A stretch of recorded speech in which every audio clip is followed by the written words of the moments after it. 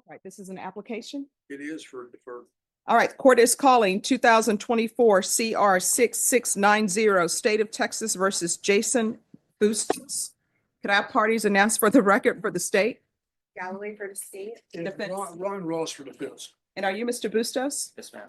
Did you review the application for deferred adjudication with your attorney? Did you understand it and sign it? Yes, Your Honor. Did you review the true bill of indictment with your attorney? Did you understand it? Yes, Your Honor. Counsel, do you waive the reading of the indictment? We do, Judge. State, are you proceeding on an indictment as presented?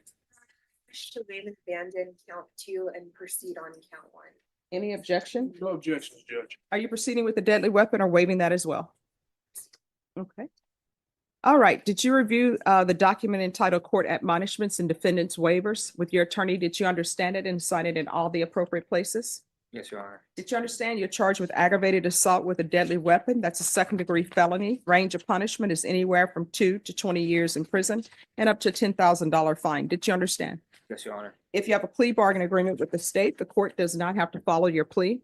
If for any reason the court does not follow your plea and gives you more than you bargained for, the fact that you entered a plea will not be used against you and you will be allowed to withdraw your plea. Did you understand? Yes, Your Honor. Did you understand you have a right to jury trial, a right for you or your attorney to cross-examine and confront any witnesses the state will call and the right to remain silent?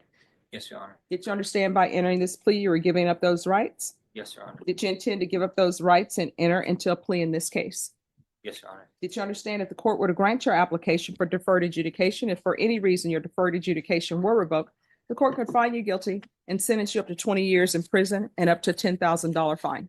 Yes, Your Honor. Counsel, has your client been able to provide you with any defenses? Yes, he has, Judge. Do you believe he has a rational as well as a factual understanding of the charges against him? Yes, I do. Do you believe he's currently competent and was legally sane at the time of the offense? Yes, I do. Mr. Bustos, has anyone threatened you, coerced you, or placed you in fear to get you to enter the plea? No, Your Anyone promise you anything other than the plea? No, Your Honor. Are you satisfied with the way you've been represented? Yes, Your Honor. Are you a U.S. citizen? Yes, Your Honor. Court will find that defendant has knowingly and voluntarily waived his right to jury trial. Did you review the plea bargain page with your attorney? Did you understand it? Yes, Your Honor. According to the plea, the state is proceeding on count 1. Punishments be assessed at 6 years in the prison. All right, let's go off the record. Yes. States you're opposed to deferred? Yes. Okay, all right. Because he's not eligible for community supervision, so So, did I do it wrong on the paper? no. I mean, this is an affirmative finding of deadly weapons. So if y'all could just check that for me. Okay. All right, so Mr. Bustos, as part of your plea bargain agreement, the state is proceeding with the deadly weapon allegation. You're charged with you're charged with aggravated assault with a deadly weapon. So if from reading the stipulations that may be accepted into the record, if I find that a weapon is used, then there will be an affirmative finding of deadly weapon. Do you understand? Yes, Your Honor. The state is opposed to your application for deferred adjudication. So according to your plea bargain agreement, if I don't grant your application for deferred adjudication, the most time I could sentence you to would be 6 years in the prison. Do you understand? Yes, Your Honor. All right. And the other thing they're asking for is they're asking for restitution to the complainant and they're asking for a $2,000 fine. Did you understand that to be the entirety of your plea bargain agreement? Defense, is that the plea? It is, Judge. State, is that the plea? It is, Your Honor. Did you review the waiver of appeal paragraph with your attorney? Did you understand it and sign it in both places? Yes, Your Honor. Did you understand by signing that you're waiving your right to appeal? The only items that can be appealed are written pretrial motions that have been filed, heard, and ruled upon by the court. Did you understand? Yes, Your Honor. Counsel, have there been any such motions? No, Your Honor. And outside the agreement, the state is requesting no contact with the complainant. Did you understand those are recommendations from the state and the court does not have to follow those recommendations? Yes, Your Honor. Then to the offenses charge, how do you plead? Guilty, not guilty, or no contest? Guilty. All right. State any evidence. State offers states exhibit number 1 and attachments. And defense has no objections. All right, state, you may be excused. Did you review the stipulations with your attorney? Did you understand it and sign it in all the appropriate places? Yes, Your Honor. Again, did you understand you have a right to jury trial, a right for you or your attorney to cross-examine and confront any witnesses the state would call in the right to remain silent? Yes, Your Honor. Did you understand that today the state will be presenting evidence in the form of witnesses' statements and police reports but most importantly, there will be no live testimony. Did you understand? Yes, Your Honor. Court will find that defendant has knowingly and voluntarily waived and consented to stipulation of testimony and stipulations. Court will accept into evidence states exhibits 1 and attachments and review the same. After reviewing states exhibits 1 and attachments, the court will find there is sufficient evidence to find you guilty. The court will defer finding of guilt as you've applied for deferred adjudication. Are you requesting a PSI? We are, Judge. All right. Is there a need for a TAP evaluation? I don't think there's a need, but All right, we'll do a TAP evaluation. Mr. Bustos, is there any mental health issues? No, Your Honor. All right, so Ms. Ferguson, PSI and TAP evaluation. And probation, this will be PSI and TAP. And counsel, I'm sorry, I need the trial court certification back. Thank you. All right, March 3rd, counsel? that's fine. Okay.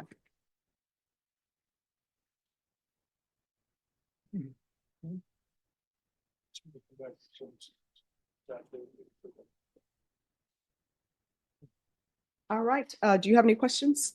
No, Your Honor. All right, then you will be excused. Probation will come visit you. And are you Jason Giovanni Bustos? Yes, Your Honor. All right, you entered a plea on January 13th to count 1 guilty. The state waived count 2 without objection. You applied for deferred adjudication. According to the plea bargain agreement, punishment is to be assessed at 6 years in the prison. There's a $2,000 fine.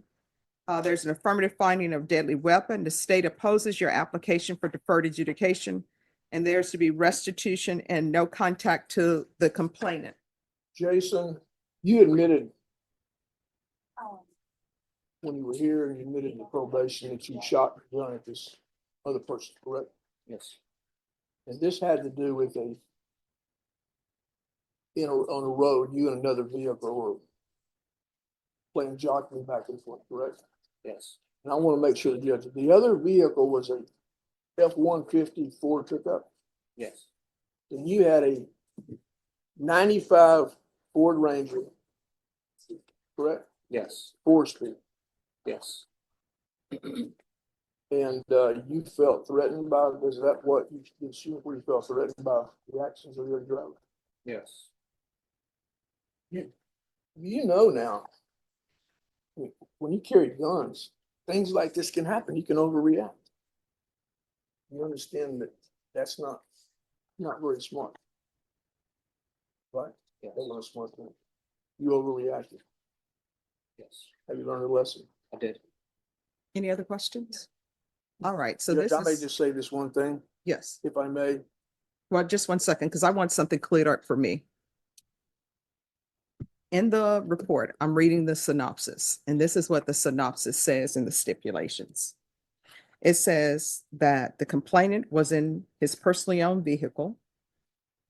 The suspect was in his vehicle, and the suspect began to brake check him on the interstate. I understand brake checking people because sometimes people are riding your bumper. I understand that. I think it's crazy to do that, but I understand why people brake check, say, hey, quit riding my bumper. So that's not the problem for the court, that you were brake checking him. It says that the complainant decided to pass you and continue on his way. So what the synopsis so far is saying is that you were brake checking him, I guess, because he was riding his bumper.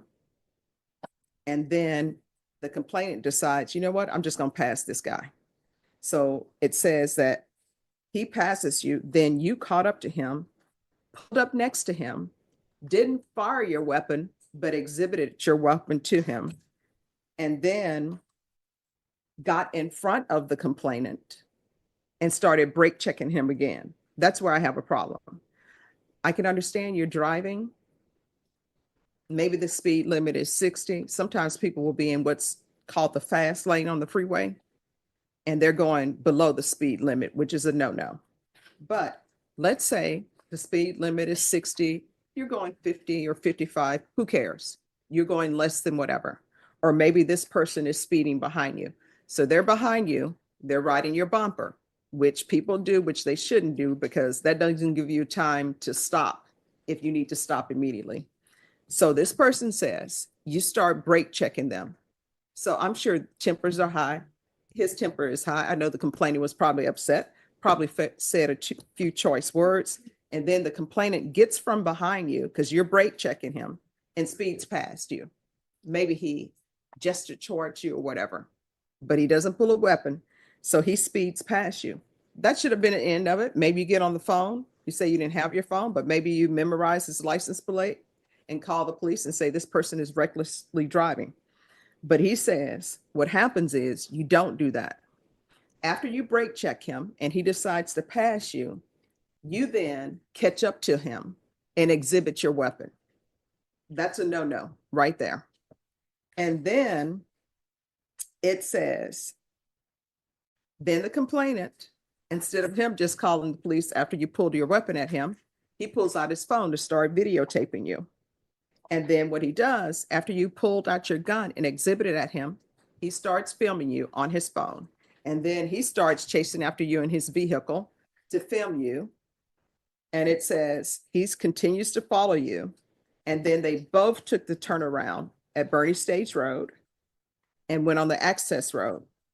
And it says that the complainant then continued to record you. And then you both got off at the 20,000 block of Interstate Highway 10. And then you came to abrupt stop as the complainant passed you on the left. And then when he passed you on the left, it says you started firing with your automatic handgun. And it says that the complainant was still filming on his cell phone when this occurred. So is somebody saying those are not the facts? Because that's what I'm reading. The last part, Your Honor, from what I can remember, is he did not pass me up. He just stopped after I stopped. Mhm. I stopped just to make sure he can continue going. So did you brandish your weapon more than once? Did you brandish your weapon at him first and then brandished it later throughout this incident and then shoot it? I brandished it once, And when you brandished it, you fired it. only on the second time. Okay, so then you brandished it more than one time. What the synopsis is saying, and don't feel that you have to agree with me. I'm just saying what's in the synopsis. What the synopsis is saying is you brake checked him. And then after you brake checked him, he went around you and passed you. You brandished a weapon. You didn't fire it. He gets upset that you're brandishing a weapon. So then he starts following you and filming you. And then you all meet up and you fire bullets into his vehicle. So is that not true? Is that not what happened? Yes, Your Honor, that is what happened. All right. If it's not what happened, just tell me. I'm here trying to figure out what the appropriate sentence is. But I do have a problem if you're brandishing a weapon at somebody, right? And then later you brandished it again. There's a gap in time for tempers to cool. And then you brandished it again and you fire into a vehicle. Did you know how many people were in that vehicle? What if there were children in that vehicle? In their in their car seats, because you really can't see when babies are in car seats. People could have been killed. And then if you would have been a good shot and you would have killed him, maybe he would have crashed in other vehicles and somebody else would be dead. So you wanted to say something, counsel, or is there any other questions for him? No, just something, an argument. Sure. Two things. One is 95 Ford Ranger. My wife, although she drives a new car, has a 96 Ford Ranger, Mhm. 6-cylinder. She uses for hauling plants, shrubbery, Mhm. rocks, dirt. Mhm. Ford Ranger does not have a lot of pickup. Well, it has a limited speed it will go. Mhm. An F-150, it doesn't have a lot of acceleration. An F-150 has got a lot of acceleration. Mhm. So we've got a small car and a large car. I don't know what happened, but I'm saying there's a difference there. And the 150 ought not be picking on the smaller guy, if in fact that was what he was doing. Second off is There's questions about, why don't you call the police? I don't want my wife going down H10 and getting off on the service road, going at 50 and 60 miles an hour, getting on a cell phone and making a phone call. Oh, well, what I- I can, and what I can tell you, counsel, the whole thing about calling the police, that's not the big issue for the court. Oh, I know. Yeah, okay. And I think he understands what he made a mistake. Also, I think he's had some mental health issues. He took medicine. They got him back on medicines in the jail. He has no prior criminal record. He had a job. He was productive before this happened. There's nothing in the record that says this would be a reoccurring type thing that I can see. Once he's learned a lesson, give him a chance on probation. I'm asking the court to give him a chance on probation. All right, is there any objection to the restitution of $250 to the complainant for that's his deductible? No, Your Honor. All right, the court is going to find you guilty. The court will sentence you to a $2,000 fine, time and money to run concurrent. There's an affirmative finding of deadly weapon. I'll ask for the therapeutic community based on the mental health. And I do understand, based from reading the synopsis, what was going on with both parties. And there was bad behavior on both sides. But Mr. Giovanni, this is not a probation case. So what I'm going to do is I'm going to sentence you to 4 years in the prison, give you credit for any time served. There's an affirmative finding of deadly weapon. There's to be no contact with the complainant, and $250 to of restitution to the complainant. All right, we can go off the record. So I gave you something less than what the state requested because of the facts of your case. You're going to have to get a control of your anger, and you have to start making better decisions. A gun should not be the answer to every issue that comes up. All right, good luck to you. And he gets credit for time served, right? Yes. So you go. It's a fair thing to do. Arrest is made in a separate road rage investigation. This one happened on I-10. On Saturday, Jason Giovanni Bustos was charged with aggravated assault with a deadly weapon. KENS 5 reporter Simone Simpson has been digging into this story all day and joins us live. Simone? ECs, according to the affidavit, the victim used his phone to record what happened. After being brake checked, the victim passed Bustos. Then Bustos caught up with him and showed him a gun. Moments later, police say Bustos started shooting. Aggressive driving in Texas is not unusual, but there is technology and development that aims to keep you and your family safe. We discovered there was 1,015,001 citations issued for speeding in excess of 15 miles per hour. That's according to a 2023 study across 5 metropolitan Texas cities, including San Antonio. We're the only program in the country that is looking at the causation of the behavior, not the outcome of the behavior. Dean DeSoto is the executive director of Community Alliance Traffic Safety, Inc., a charity that is leading the charge against aggressive driving with a simulator.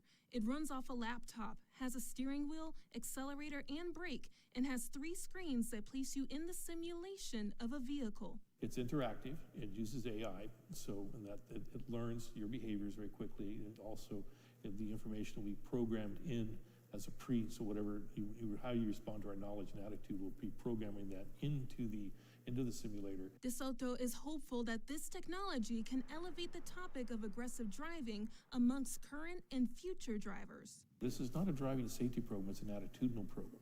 And it's what I call an intervention and prevention program. He feels the culture of driving is the problem. We seem to be driving faster, and we're less compassionate, and we're more willing to take a life, which just strikes me as very strange behavior. And the prototype for the aggressive driving simulator is expected to be completed by June this year. As for Jason Giovanni Bustos, he is set for pre-hearing April 10th at the 187th Criminal District Court. His bond is set at $100,000. We are still waiting on SAPD to let us know if the victim in this case was hurt. Reporting live from the studio, Simone Simpson, KENS 5. Simone,